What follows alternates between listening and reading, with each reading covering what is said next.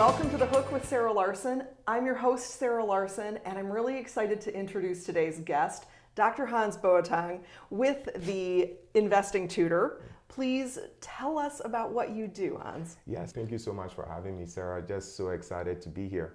So I launched the first investment tutoring business in the US, which is the Investing Tutor. And I also run the Royals, which is a luxury travel company which curates cultural experiences across the world for our members who are Royals. I saw the video of your trip back in December to Ghana with the Royals, and it just looks like so much fun. And I can't wait to get into that a little bit more. We're going to start with where you grew up and what was your experience? Yeah, I was born and raised in Ghana, West Africa, and I like to share this story of growing up in an upper middle class family in Ghana, because when we got to the US, we went from upper middle class to bottom 10%. But let me even go further back. My dad grew up in a village in Ghana, so he wasn't in the city. The only reason that he was able to make it to the city was he was one of the two students in the village that he lived in that got a scholarship to go study in Germany. So he went to Germany for college, and the host family that took him in, the gentleman's name was Hans. Oh, that's where you got your name? Yeah, that's how I got my name. And I share that story because of that break, it allowed my dad to then get a really good job in Ghana. We were an upper middle class family. And what that means in Ghana is you literally eat cereal for breakfast. When you're going to school, you have a driver. And most people don't even imagine that when they think of Africa or West Africa. But that was just our upbringing. So life was pretty much the same like it is here. Our family immigrated to the US when I was, about 17, 18. And prior to coming to the US, I had watched movies like Home Alone and other kind of college movies where you see college parties and beaches and all of those things. And the assumption was America is like beaches and islands and college parties and fraternities and all of these things. And we were dropped off, or I should say I was dropped off in Bronx, New York. And we went from upper middle class to pretty much close to poverty, bottom 10%. And the reason wasn't because our family lost money, it's because of the currency. When you go from the Ghana cedi to the US dollar, the exchange rate is, back then was 4-1. So in essence, if you had, let's call it 100 Ghana cedis in Ghana, which is a lot, or let's even say 1,000 Ghana cedis, which is a lot, when you get to the US and you convert that money to US dollar, you're losing 75% of your purchasing power. So that was what pushed us to the bottom 10% as it relates to income. Yeah. And I remember going to Manhattan one day, looking around tall skyscrapers, all of these individuals and their plush vehicles. And I said to myself, how does a person become successful? How do they make it in the US? And it was something that was always at the back of my mind. And I don't know if you want me to transition into the story of how I met a mentor or... Well, let me ask you this. How old were you when you came to the US? About 18, 17. About 18, okay. So ready to launch into that college career. College career. My mom wanted me to be a doctor. Yes. Yes, that was something that she really, really wanted. Understandable when you look at that transition and that exchange of money, and that's a career that can help you monetarily. Was that the hope, or was it more just she wanted you to be an actor. Yeah, many people don't realize this, but when you're born into an immigrant household, that does not necessarily invest money for the future. Yeah. A child is essentially your retirement plan. I gotcha. Yes. Oh, I love that. Yes. So right. Okay. You want the best, return on investment, if you will. Sure. And when you're looking at the different careers, you're like, what would pay the most? So from a parent standpoint, yeah, it is my child should become a doctor, an engineer, right? Yes. Or a lawyer, right? Mm-hmm. Okay. Okay. Very, very understood. So tell me about meeting your mentor and how you progressed from there. Yes. So I met this gentleman. I remember prior to that, most of my relatives would be saying to me, Hans, if you want to be successful in America, go to school, get a good job, work very hard. And if you do these things, you'll be successful. Yeah. But the fascinating thing was I was looking at those individuals and I didn't see success. I didn't see wealth. I didn't see prosperity in their lives. So I felt like, there must be a missing piece because I don't see that reflected in your life and you're giving me this advice. So I remember stumbling upon this gentleman. He took a liking to me and encouraged me to read this book, Rich Dad, Poor Dad, by Robert Kiyosaki. And the subtitle of the book is What the Rich and Wealthy Teach Their Kids About Money That the Poor and Middle Class Don't. Yeah. And the number one thing that I learned from the book is focus on acquiring assets. Right? If I could just summarize in one sentence, right. The whole book. The whole book, it's focus on acquiring assets. Rich and wealthy people acquire assets, right? Back then, most individuals in my family, they were focused on hourly pay. If they were being paid 20, how can I get 30? Or how can I get 35? How can I get 40? Rich and wealthy don't focus on that. They are focused on equity or ownership, so stock options, right? So people are negotiating stock options. Individuals want real estate. Individuals want a business.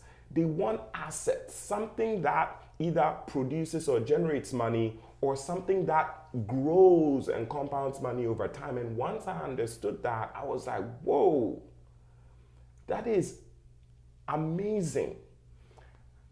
One of the questions that Robert Kiyosaki asked in his book or stated in his book was, after you've worked for someone your entire life, how much can you sell your position or your role for? Right? Right. That's when you Not realize a dime. that's when you realize the difference between an asset, right? Sure, your job makes you money, but you as an individual, you have to show up to be able to earn that money. So for me, it was just a switch in mindset, and it inspired me to begin to read everything I could find on the topic of money. Yeah. Let me ask you, when you came to the U.S. and you saw that differential in income and became in that lower 10%, what one of the things that I like to talk about is disruption and how that affects our identity. And a disruption can be good or bad. It can be, hey, I chose to move to the United States and find an opportunity for growth. It can also be the loss of a job or the loss of a career. How did that affect your mental state? Was it a challenge to do that? And if so, how did you overcome that? So specifically the coming to the US originally, yeah. If you're looking at it from the standpoint of someone coming from, let's say, West Africa, most individuals look up to the US, right? It is the country that everyone aspires to want to come to. It's the country of opportunity, right? Is that what you're seeing? Absolutely. Yeah. So there is this excitement about coming. And yes, I know you're leaving behind friends, you're leaving behind, for me, 18 years of my life, but you are so enamored and excited, and there's this hope and optimism that it makes it easy.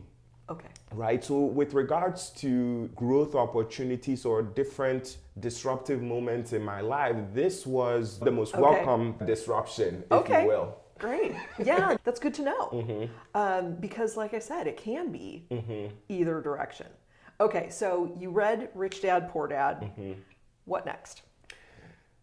I became, what's the word?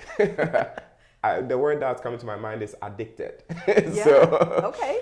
I became addicted to understanding money, wealth, the economy, business, entrepreneurship. And it led me on this path where over a 7 to 10 year period, I read over 400 books on the topic of money, building wealth, investing, entrepreneurship, and over 40,000 financial articles, journals, blogs. I remember going to pharmacy school and I spent more time studying money than I did within pharmacy. So that was the next transition. I graduated pharmacy school and got an opportunity to pursue an MBA. So a path of distinction MBA program at William and Mary. Great. So then, did that. It was 2 years. And when I graduated, I remember at that time I had learned so much about money, the economy. And a colleague, a friend came over to me and was like, Hans, what is a stock? Or Hans, I'm working for an employer. They have a 401k, but I'm not going to sign up for that because they are trying to take more of my paycheck. And I was looking at the individual and I was confused. Because I said to myself, if this professional doesn't know what a stock is, does not know the value of a 401k, then it makes sense why a majority of immigrants and underrepresented groups and individuals don't have wealth. Yeah. It's because we don't understand or we don't know. And in that moment, I was like, this is interesting. Let me see if in the US there is a tutor who teaches about investing, right? There has to be an investing tutor, right? So I went to Google, searched investing tutor. The search query came back and there wasn't a single investing tutor in the country. And in that moment, I felt a calling that, hey, this is what you're supposed to do. So I started to lean into this calling on a part-time basis, if you will. A major disruption is coming. Okay, yeah. Lean into this on a part-time basis. And so I'll go to work as a pharmacist from, let's say, 8 a.m. to about 4:30. I get home from 5 to 6:30, kind of eat.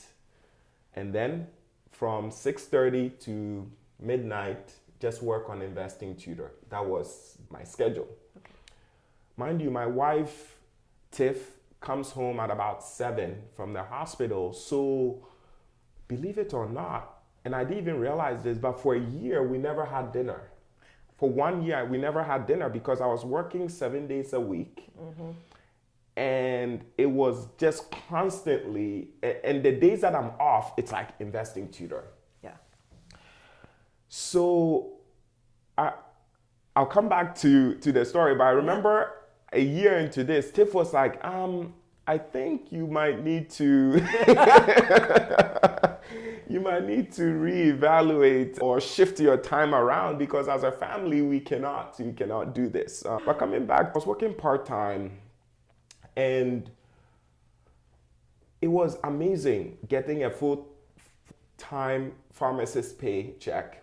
And then you're doing this business on the side, which is also bringing in money. So I was very comfortable. And I think that God was like, no, you are meant to do this business thing, but if I am to leave you, you're not going to pursue this the way that you should. So I think he shook things up at my work, and all of a sudden, a director who had hired me, brought me into clinical pharmacy, all of a sudden changed against me when my wife and I, we purchased our new home. We purchased a new home, and all of a sudden, everything changed. This person started scrutinizing my work, looking for errors. They couldn't find anything, so they set me up. She ended up firing me. It went up to the VP of the hospital. The VP brought me back. It was just 7 months of turmoil, and you go to bed and you just feel your heart racing because it's like, is this person going to jeopardize my pharmacist license?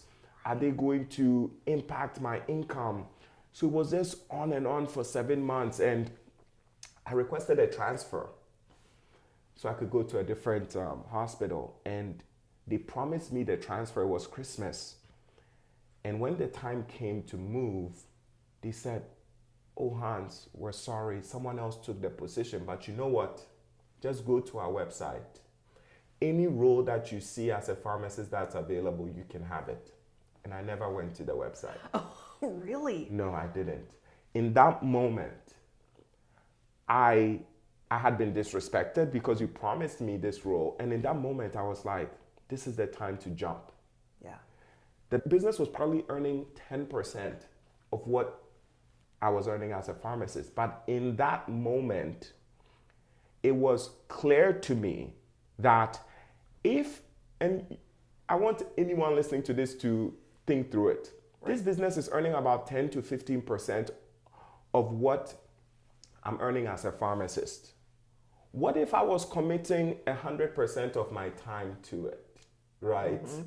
So when I left pharmacy, I went all into the business. Now you understand why I didn't have dinner with Tiff for a year, because right.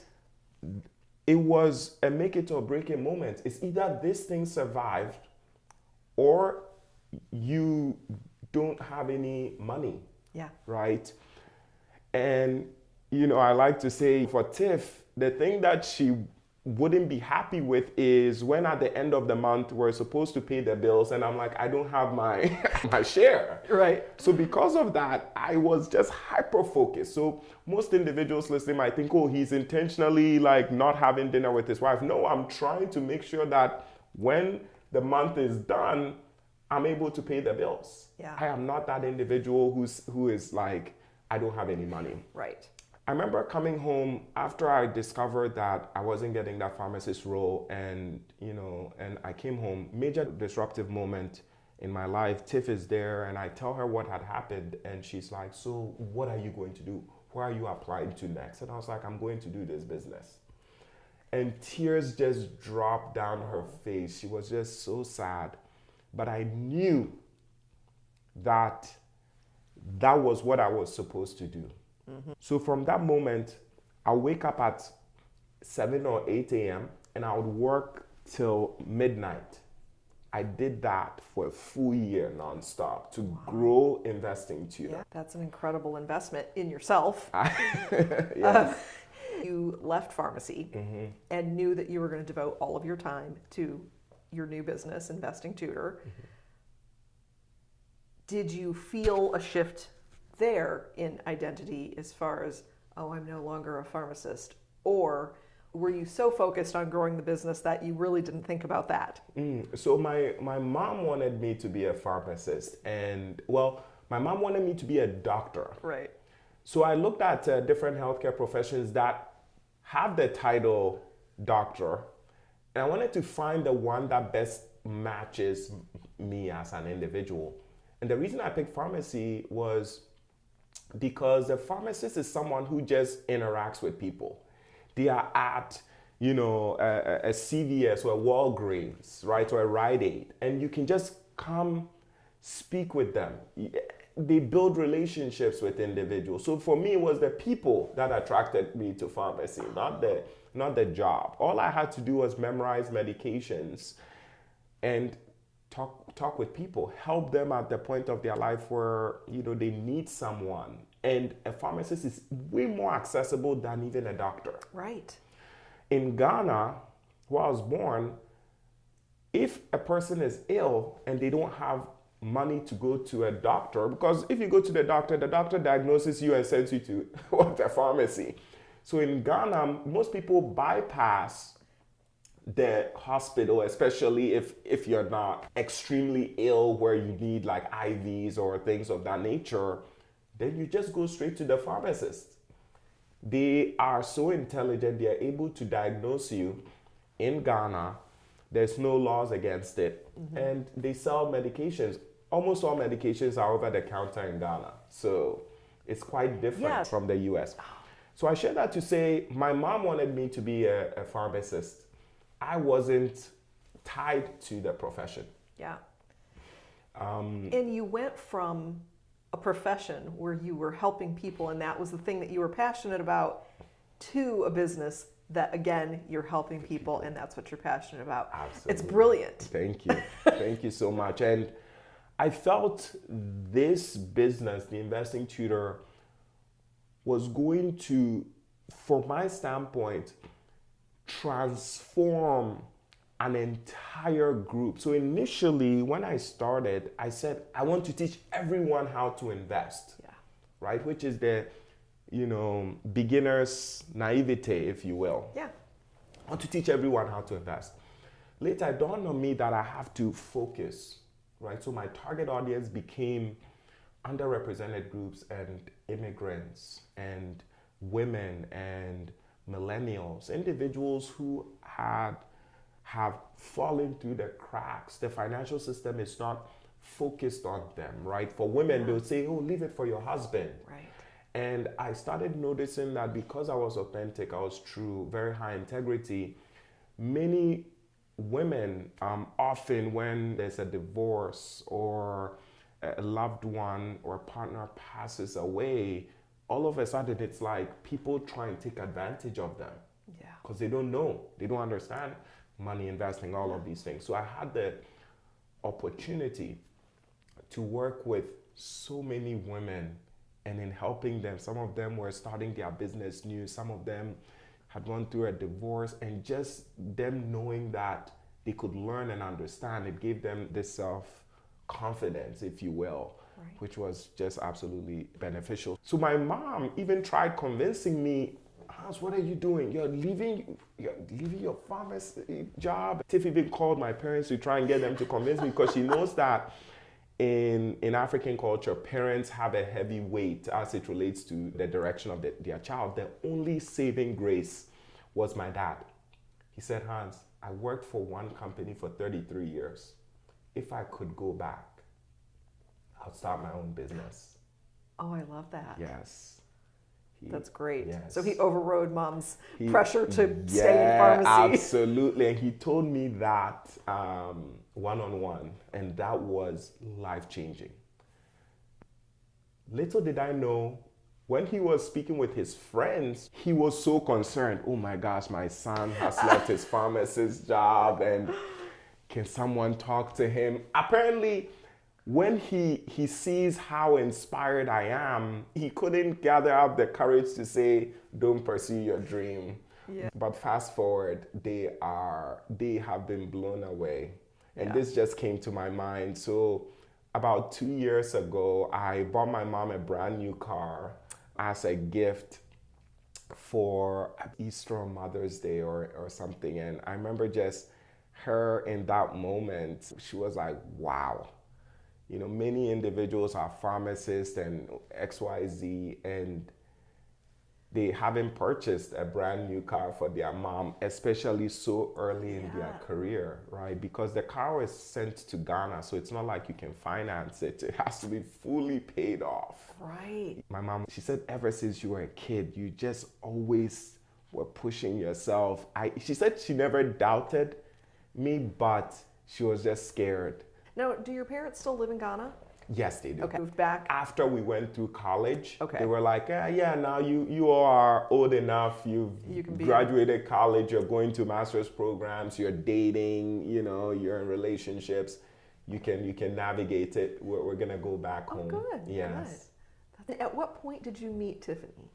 Does she just go by Tiff? Yeah. Yes. Yeah. So met her at UB, University of Buffalo. At that time, the only city that I knew was New York. So I searched best pharmacy program in New York, and it was University of Buffalo. Oh, wow. So I went there, and that's where I met Tiff. We started dating, and I like to say my life changed. Another disruptive moment in my life was dating Tiff. And you can track this via my Facebook posts.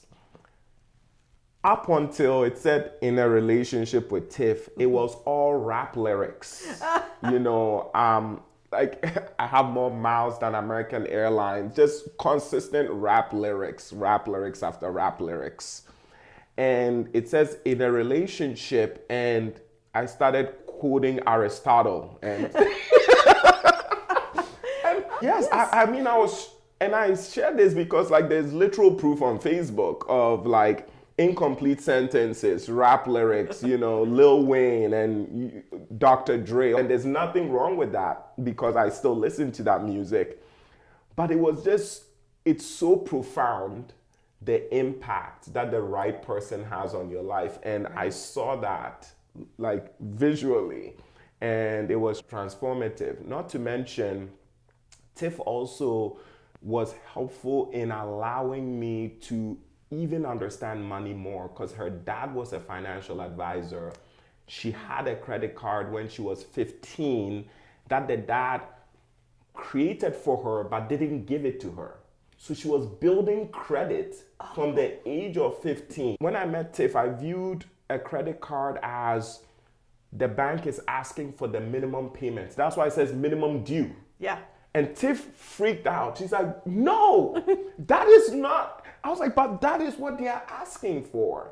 So she was a huge part of my life as it relates to even understanding and learning money, right, during my journey. That's awesome. And how long have you guys been married now? We've been married for 7 years. Okay. Calculating from the time we the started whole thing. dating, it's about 13 years. Okay. Yes. Great. I actually posted this picture on Facebook for Valentine's. It's a picture of like a little boy who's probably about 4 in a blue shirt. He's, you know, a black boy. And there's, you know, a white girl and they are kissing. So little kids kissing. And I posted it and I was like, oh my gosh, you know, Tiff, or I call her Beauty. I'm so happy we've been together for 32 years, you know. And below that, cute. Below that, I clarified that Tiff and I found this picture online when we were in college, and we said, oh my gosh, this is us. We've been together since we were kids, so it was just amazing looking back at that moment. That's awesome. I know she's a big supporter of what you're doing now. How did things go in that first year that you were really focusing so heavily into your work? Yeah, the first year was all business. And if there's something that I can share here, it is your number one focus in business is to get individuals to know about you. That is the most important thing. So the way that I went about that was by leveraging social media and podcasts, and it was getting the word out. So in 2016, when I launched Investing Tutor, you didn't really see investment content on social media. It was people sharing their vacations and their clothes and this and that, especially in the immigrant community. So all of a sudden I come along and it's like I'm sharing about stocks, 401ks, this company just listed its stock. I was just sharing about that, and it's fascinating to see the evolution. And now the cool thing to do is to share. The cool thing in the finance industry is to share content via social media. So yes, that first year was head down, work very, very hard, focus, put out a ton of value. What I mean by value is let individuals know that you are an expert or knowledgeable in that industry. Let them know about what you're offering. Let them know about your business.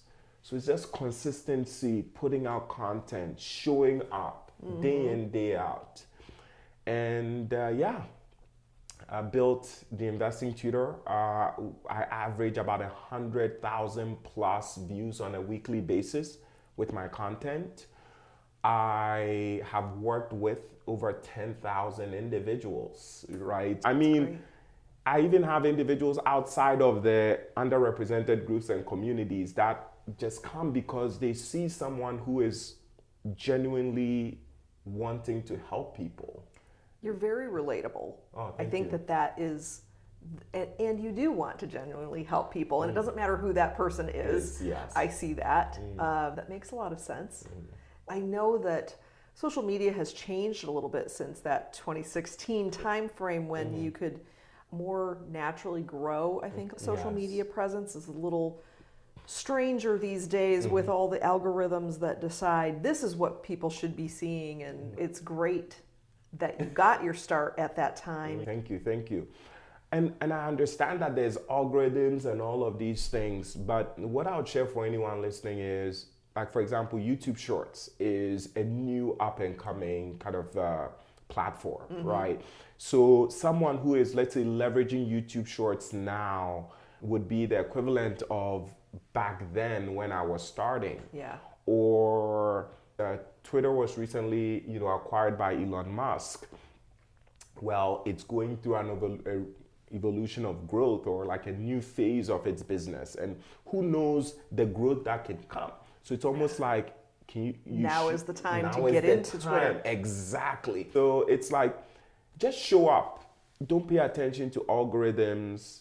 Focus on showing up every day and putting out content. And nowadays, I think that because of ChatGPT, which is a whole long conversation by itself, individuals should not be limited in the ability to create content. Yes, you mentioned that as we were preparing for this conversation, using AI for a variety of things. And absolutely, that's something that can help with content creation, providing some inspiration, a little boost, a little step up to get out there. I love the explanation of getting in on these things that are new when they are new, because yes, even though those platforms aren't new, those are new opportunities for growth. Absolutely. That's really brilliant. The other thing I wanted to say is the consistency with putting out content. That is absolutely something that everybody needs to think about. Yes. It doesn't matter how many people are seeing it from day to day, but that just being consistent eventually will grow. Yes. Consistency is so key, because I'm going through a moment of my life where I almost feel like I'm restarting my business, Investing Tutor. And that's because last year I launched the Royals, which is the luxury travel business. And to make that work, I had to sacrifice Investing Tutor for almost a year. What do I mean by that? I wasn't actively going out and seeking customers. And I was posting much less about investing. My focus was now shifted to digital assets and how to leverage that technology, which is crypto and blockchain, to build this luxury travel company, because I used that technology to build it. And my focus on social media was get this digital asset, and it's going to be your membership, your digital membership to become a royal. Right, so the Royals NFT was about $200 for their base membership, and for individuals who literally wanted the red carpet, the VIP airport experience when they land in Ghana, the chauffeur with the luxury car at the airport waiting for them, that was a $2,000 price point. Okay. So we had 200 of the 2K membership NFTs, and then we had 2,800 of the $200 NFTs. Yes. And we put out there, with that, you can come to Ghana. We'll curate a phenomenal experience for you. We had about 400 individuals in Ghana this December for our royal experience. It was a 5 to 7 day experience where we had a beach cocktail. We had an Accra city tour, which is the city of Ghana. We had a Cape Coast Castle tour, which is an actual slave castle. And you could walk through the dungeons and see and smell and take in that moment of, wow, this is what it feels like being in this dark room. And, you know, it's just, it's really moving. Yes. The royals went to a rainforest and all of these experiences, and it led up to the Royal Gala, which I describe as like an Oscars or Grammys, which is African inspired. And it's a 7-hour event where it's like, can we have a person experience Ghanaian culture in that 7 hours, from Broadway to fashion show to music to a private concert with the best artists in Ghana performing right in front of them.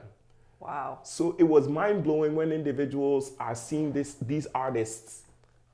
Can you imagine seeing Jay-Z and Beyonce literally just standing like 5 feet from you, singing and performing? People lost their minds. It was just so incredible to see that dream come to reality. So I committed everything within that year to making sure Royals was successful. Yeah. And I sacrificed the investing tutor for that period of time. So this year, I look back and I'm like, and this is because of, you brought up the word consistency. It's so important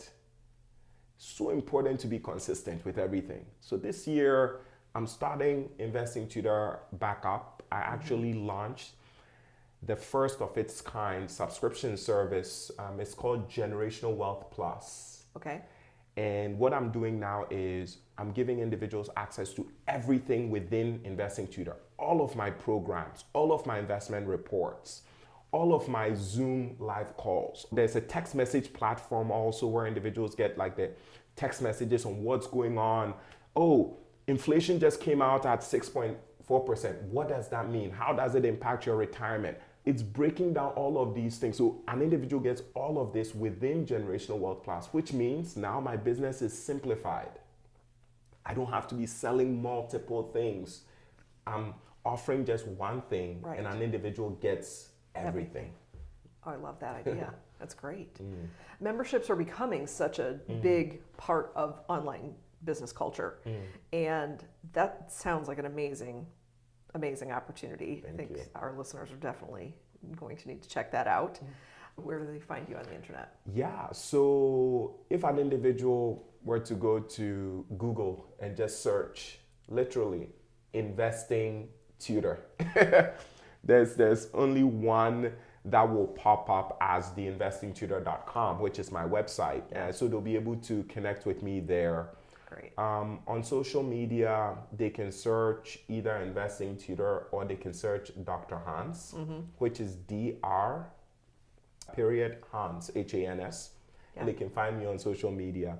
With regards to Generational Wealth Plus, the website is Gen Wealth, so Gen Wealth plus plus.com.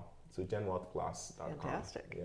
That's great. Is there anything else that you'd like to share today? Just looking back at the journey, right? Most individuals that I've known my life, they've seen this evolution, right?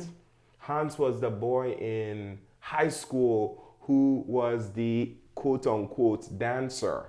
And we had a dance group and we'll tour the entire country going from school to school dancing, right? Then Hans became the basketball star, then it was sports. And because of people's perception of you, they kind of put you in a box of this is what you're supposed to do. But I want the listeners to know that what they are supposed to do is something that's going to be in their heart. It's going to be a calling.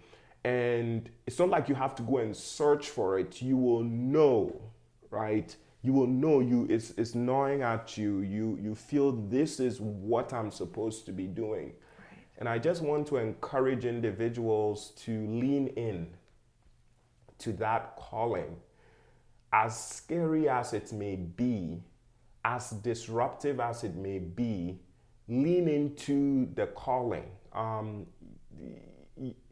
You cannot have a dream without having been provided the path to see it through. Wow. Yes, it's impossible. You cannot be called for something if there is not a path for you to become successful in it. But the actual day-to-day, the hour by hour, it seems impossible.